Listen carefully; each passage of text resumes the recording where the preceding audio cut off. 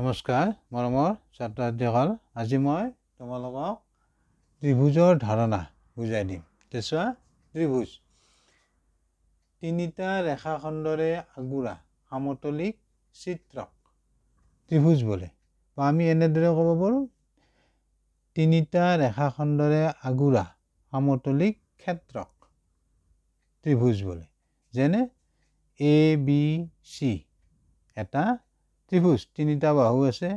ইয়াতে চোৱা AB এডাল ৰেখাখণ্ড, BC এডাল ৰেখাখণ্ড, AC এডাল ৰেখাখণ্ড।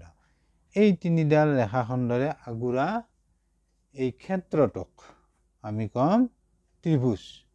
ইয়াৰ নামটো আমি দিছোঁ ABC, এটা ত্ৰিভুজ। তিনিটা ৰেখাখণ্ডৰে আগুৰা সমতলিক ক্ষেত্ৰক বা চিত্ৰক আমি ত্ৰিভুজ বুলি ক'ম। তেনেকৈ PQR এটা ত্ৰিভুজ, তেনেকৈ MNP এটা ত্ৰিভুজ। এতিয়া চাবা এটা ত্ৰিভুজৰ অংগসমূহ কি কি। ইয়াতে চাবা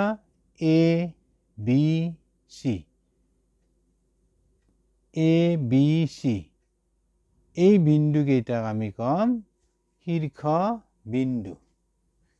অৰ্থাৎ এটা ত্ৰিভুজৰ তিনিটা শীৰ্ষবিন্দু, যেনে ABC। তাৰপিছত তুমি পাবা AB, BC, CA এই তিনিডাল ৰেখাখণ্ডক আমি বাহু বুলি ক'ম।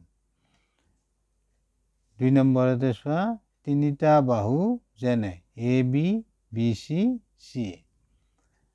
তাৰপিছত আমি পাম তিনিটা কোণ।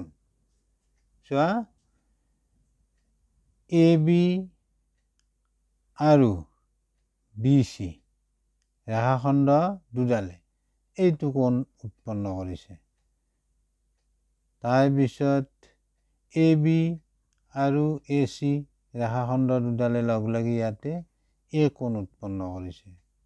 তাৰপিছত BC আৰু AC ৰেখাখণ্ড দুডালে ইয়াতে কোণ উৎপন্ন কৰিছে। গতিকে তিনিটা কোণ, যেনে A কোণ, B কোণ, C কোণ। পালা বুজি? গতিকে তোমালোকে বুজি পালানে নাই কমেণ্টত জনাবা, আৰু ভিডিঅ'টো লাইক, শ্বেয়াৰ, ছাবস্ক্ৰাইব কৰিবা। Thank you, bye by.